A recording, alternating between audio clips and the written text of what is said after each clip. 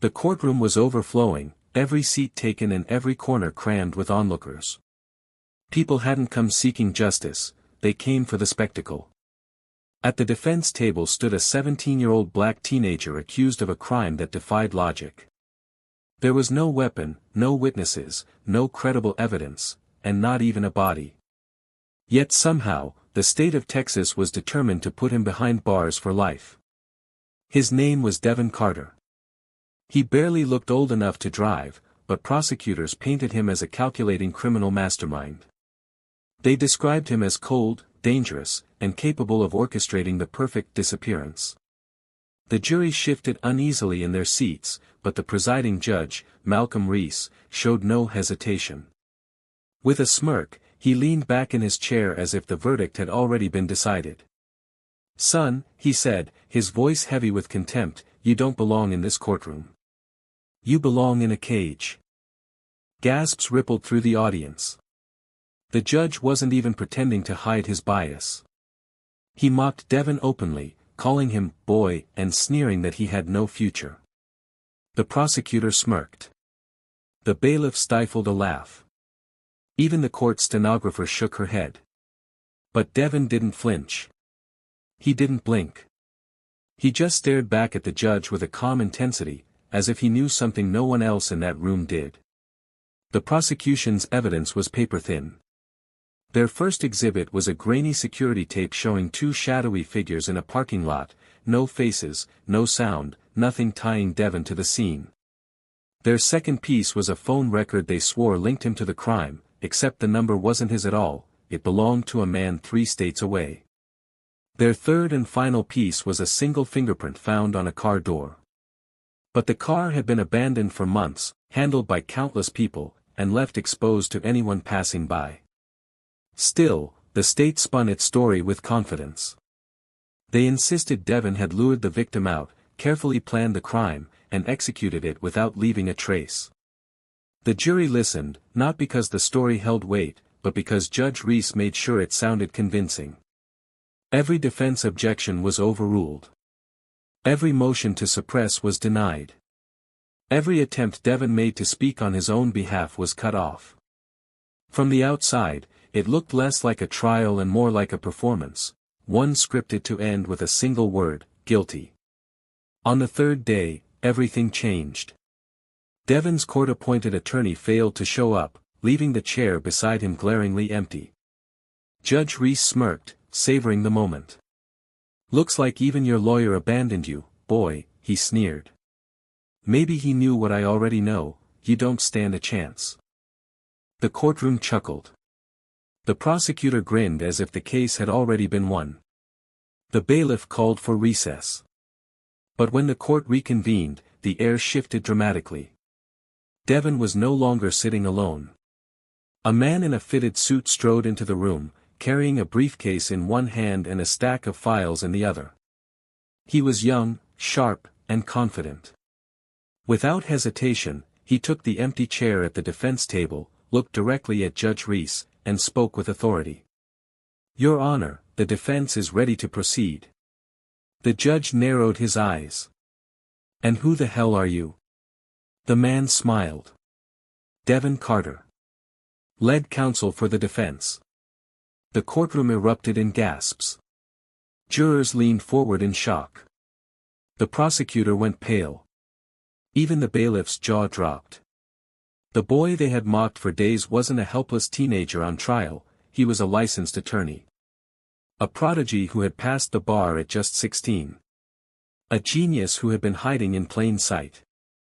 From that moment on, the trial flipped upside down. Devin dismantled the prosecution's case with precision.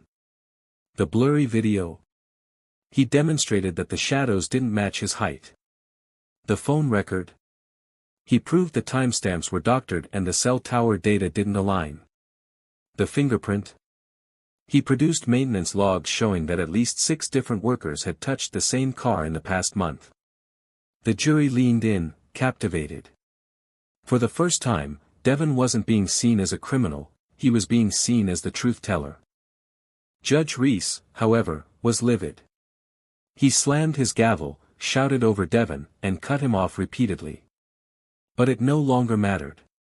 The cracks in the case were too big to ignore.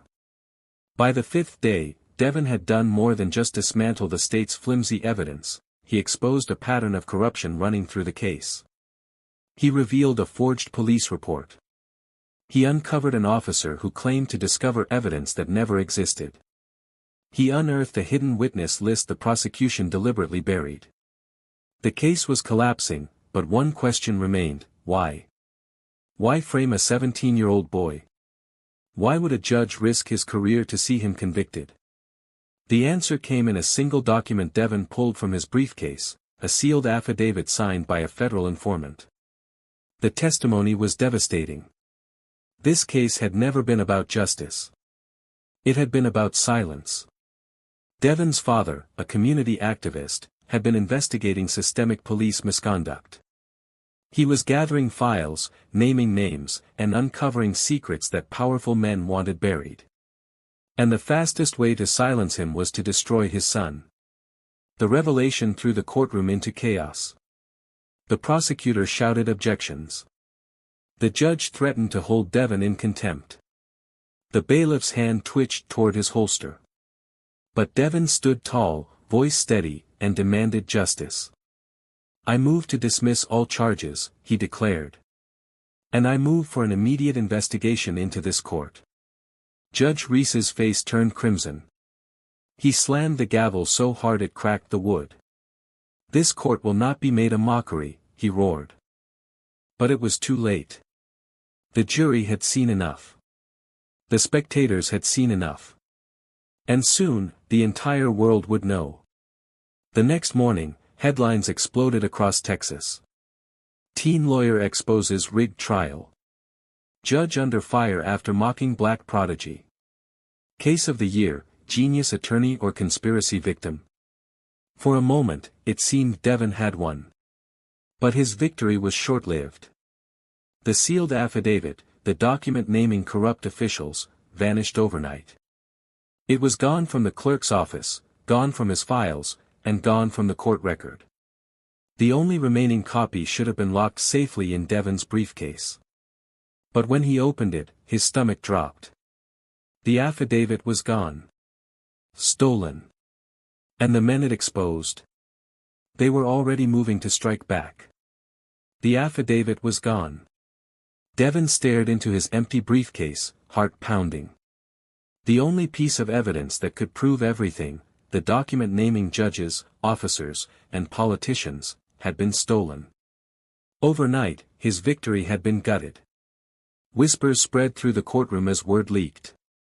The affidavit was missing, and without it, the conspiracy could vanish back into the shadows.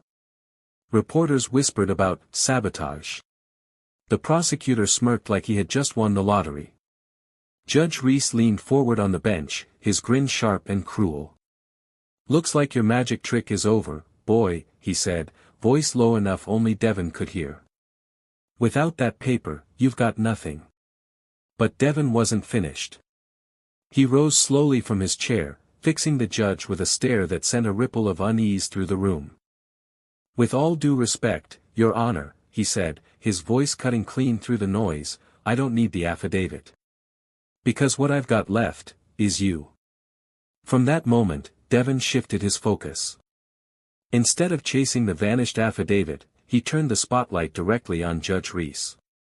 He replayed the judge's own words, mocking him in court, calling him boy, insisting he belonged in a cage. He had every word transcribed, every insult recorded in the official court record. Then, Devon dropped the real bombshell. He revealed that he had been secretly recording the proceedings. Not just the trial, but every conversation, on and off the record. The tapes captured more than bias. They captured collusion. On one recording, a late-night meeting between Reese and the prosecutor echoed through the speakers. The judge's voice was unmistakable: "I don't care how you get it done. Just make sure that kid never walks out free." The courtroom gasped. The jury's eyes widened. The prosecutor's face went pale. Judge Reese's hand slammed down on his bench. "This is inadmissible," he roared. Devon didn't flinch. "No, Your Honor. This is the truth. And truth doesn't need your permission." From there, Devon dismantled Reese piece by piece. He showed how the judge had overruled every valid objection, suppressed legitimate motions, and manipulated the trial at every step.